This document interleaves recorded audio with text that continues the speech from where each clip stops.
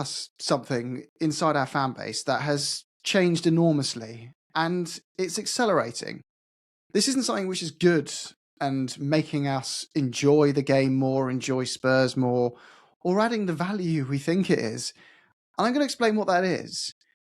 And it's something which you can observe if you switch on the telly and watch Spurs with any major broadcaster. You'll be able to see this. And I want to talk about it and get your views. Are you seeing this as well? So something's changed. 8 years ago or so, about 8 to 10 years ago, I think back to that period of Spurs. I don't recall there being different camps within our own fan base. I don't remember there being, we had disagreements. Some people would say that player's good and that player's not so good. Or, I agree with the comment from the manager, or I disagreed with the ref, but you agreed with them, whatever. There was misalignment there over ownership and the direction of football. That has always existed. But what's changed, though, is we've gotten into these micro camps, to the most specific things that people will become so incredibly stoic about that they will never budge on an opinion because they've put that opinion on a public forum and now they're going to stick with it. They need to be right. And I'm going to explain the ways in which that's happening now, which is getting to a point of toxicity that we are unable to enjoy the idea of Spurs doing well because we might prove ourselves wrong in the process over some small extrapolation of something. Let's just take an example right now.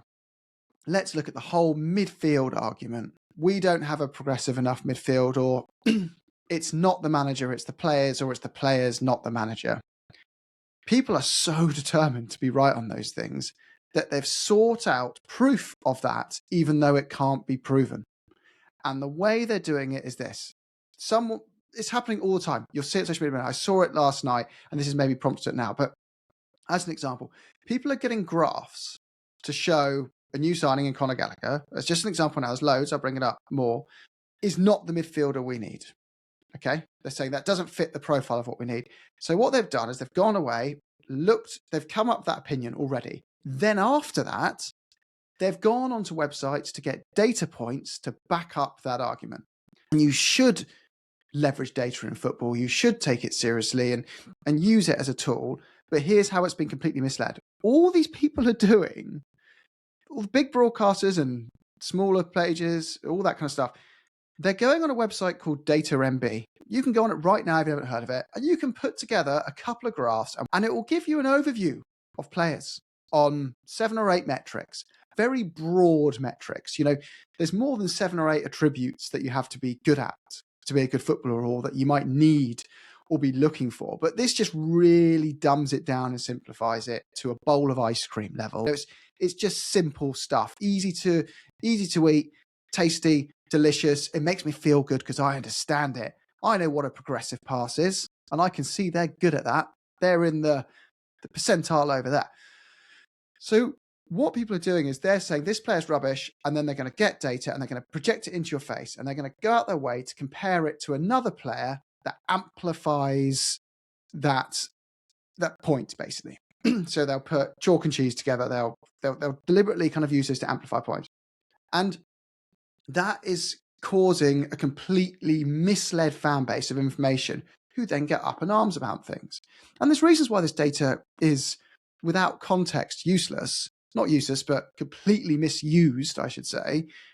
That is because, one, most of them take it over a 1-year period. They go, here's this player in one season compared to some different player in another season.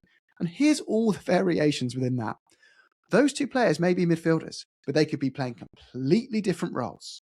The managers are different of each of those players at the time. They could be being told, one could be told, your job is to pass. Let's look at Xhaka. I hate to mention an Arsenal player. Look at his revolution as a player since he left Arsenal. The different roles he's played as a progressive midfielder versus a less progressive midfielder. He looks like a different footballer. And that happens with all players. Bentancur this season versus Bentancur last. You can get the graphs on here and you'll see 2 completely different players. So what they do, they ignore those bits of context. They ignore further bits of context. The manager's different, so it's different tactics. The squad's different, so you're playing with different teammates. Are you trying to play progressive passes or, defend against in a situation where you're at a team that always plays a low block and is always up against the cosh and doesn't have players around them who want the ball, who want to receive it and make your life easy. Again, two massive variations in the statistics. Does it take into account the player's form? Does it take into account the player's age? Does it take into account the player's carrying an injury? I could go on and get a list of way more reasons as to why all these bits of data need to have an asterisk. They are valuable as a starting point. That is it. Then when you break it down further, I imagine a lot of people aren't even defining what these metrics are. So someone goes progressive passes, in their head they go, that means passing the ball forward to someone else, right? I think that's everyone's loose definition.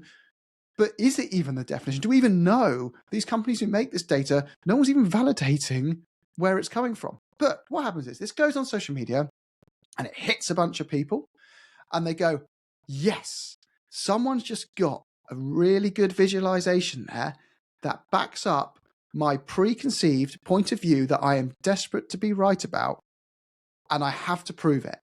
So what I'm going to do is I'm going to now shove that on WhatsApp groups, text it to people, post it on X, put a YouTube video out about it, whatever it is, and then they'll use it to peddle a point. And it's mental. I'm listening to someone sent me a bit of content the other day. They were literally swearing their head off, and they were screaming about, Gallagher's not what we need. This is all wrong. Because they'd gone over someone had sent them in some data, and it showed he wasn't going to fix Tottenham's problem that they felt needed fixing, even though that's not the thing he's been brought in to do anyway. But anyway, this isn't a Gallagher pod. This is a discussion about how we're getting into these micro packs in our fan base.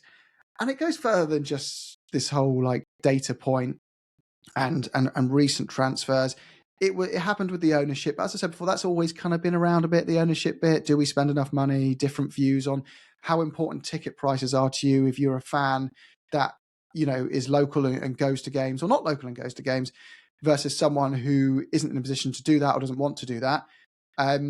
Those things impact us all differently, right? Some people care less about that and some people care more about that. Some people are pro the idea of moving football into the way other major sports are played, that is more about, you know, making money off fans, and others are more about the traditional side of football and protecting what that has been for the fans. So that's always been there. But these toxic camps of, you have to just pick a side. We'll just take Thomas Frank at the moment. I'm not blown away by Thomas Frank. I'm not keen on him at the moment. You know, if I woke up in the morning and Spurs had appointed, let's just say, Xabi Alonso, I would be excited. But that doesn't mean you should become so dogmatic. And yeah, I'll rant about it with mates after a loss. Sure, it's the whole point of football. A bit fun. You chat about it one-on-one or in small groups of trusted groups. You do that. But the bit I just can't fathom is becoming so dogmatic that the idea of Tottenham now going on a winning run, and I'm noticing this now, people are dreading the idea of Spurs beating West Ham and Burnley. How crazy is that? People don't want that to happen because it gives that manager a longevity in a role that they feel is wrong. But shouldn't our view be, it's not our job to influence a manager's future unless he's making enemies with the fans in an immoral way? Results dictate their future, and we should be open-minded to the idea that we can be wrong. The qualified, proven coaches and managers can prove us wrong. It could be that Spurs' difficult situation, they are one part of many things that are causing it. And yes, that means they can be culpable and be a part that's making it worse. But still, I believe if you do other things better, you raise the floor of any manager. So you should be in a position as a club where if you've got a manager who's not up to scratch, the floor of failure for them is an 8th, 6th, 7th place finish, not 14th. So how do you do that? Good, consistent recruitment, a balanced squad, a great atmosphere at the ground. We can do our bit. All these things kind of add up to it. There's other pieces as well. There's the culture of the club. How do you impact that? That's a massive, complex topic in itself. And people say it's not real. Of course, it's real. That's why some clubs, no matter what situation they're in, they always find a way of winning things. It's why some clubs just always fight back in certain situations and create their stereotypes, because they culturally, they're proud of those things and they try and protect those things, and they build a culture around protecting it. So yeah, all these things come into play. So we just need to, I think, let go of these micro camps. We're all doing it. We're all doing it. Are you so stoically involved with the idea of needing to change your manager that you don't want Spurs to win a game, or you feel a little happy when something goes wrong? We have to try let these go. Are you deliberately looking at every bit of data and information and looking for reasons to justify a point of view on a player or the squad rebuild or whatever it is, and then shoving that in people's faces disagree with you because they've got their biases too, to try and win them round? No one has ever just been told you're wrong and gone, well, some people do. A very small minority of people will say, you're right, I'm wrong. I completely agree with you because you just told me I was wrong and showed me something. What they'll do is they'll go out their way to find a piece of information that equally contradicts yours without that context. We are so culpable for this at the moment, and it's insufferable.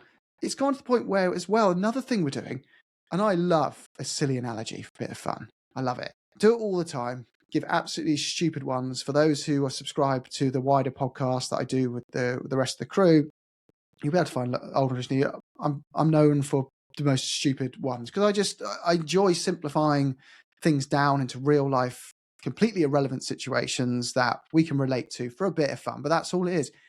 It's a bit of fun. But people take it up now so seriously and go, they're right. All that again is doing, it's not really answering anything. It's just saying all you've done is understand someone else's perspective of how they're seeing it more clearly now because it's been explained in a different way. Doesn't mean they're right. We just understand their point of view better. But they're not taking the time to understand the other side of the coin, that there's a counter argument to that they're shouting about a problem that doesn't exist because you're saying we've done something because of a certain reason, when in fact we haven't done it for that reason at all. We're not even trying to solve that problem by signing this player over here. We're trying to solve something different. Fine, if you're frustrated that problem still exists, yeah, be annoyed about that. But don't bring two different things together to then it's also created a negative storm around just not being able to enjoy a signing. Just bloody enjoy it. It's exciting. Anyway, but I want to talk about that data point because it's rife at the moment, and I think it needs to just, as a fan base, people need to work together here to bring balance back. We all need to take our part and be culpable to that, not call people out and say you're wrong. When we see this stuff doing the rounds, just to say, that is great. Rather than saying you're wrong, take the approach of, that is really interesting. And it's got value to it. But question the merit of its entirety in a fair and reasonable way, that we can have a discussion as one fan base, because we should all be trying to get to a point of understanding Spurs well, to the best of our ability. So we know when we drive for change of fans, we're driving for the right thing and not tearing our own house down. Because I think we are at a point, and we had it even last year, we got so big with Ange Postecoglou because of his character, the way that the fan base was so divided. It got to a point where people, even now, I feel, are willing to see parts of the club burn just so they could say, I was right. And people are willing to watch it burn in different ways this season to say, I told you, you were wrong. It just has to stop. Where's the we are Spurs? We are all Tottenham Hotspur. And I feel we need to get back to that culture of it's us, all of us, versus all of them. Get rid of all this stupid microchasms of toxicity, particularly, and this data one is just flying at the moment. I'm seeing it all over every group. Let's just work together to, I think, just put a bit of brakes on it. It's not real life. If it was that easy, the job, do we think a £4 a month subscription to Data MB or to FBref or whatever other site you're using, maybe WeScout, There's loads of them. You guys look them all up now if you don't believe me. If we're saying its job is as simple as clicking compare A to compare B, I've found a player from this database that fills that graph in the corner, £500 million a year Tottenham couldn't figure that one out. I think we might need to reflect on the reality of where we sit in terms of our knowledge and understanding of building a football squad and all the data and information that goes into it and the human side to it. And just let's all relax a bit and get along. But anyway, data is great, but it's being misused and it's causing divides at the moment. Up the Spurs. Welcome to the Thinking Fans podcast. Here you'll find a different level of content. You'll find professional coaches, interviews with ex-players, interviews with professional scouts and former coaching staff at Tottenham. The whole idea behind Oso Spurs is to provide higher quality content than you can find anywhere else around Tottenham. Come on, you Spurs.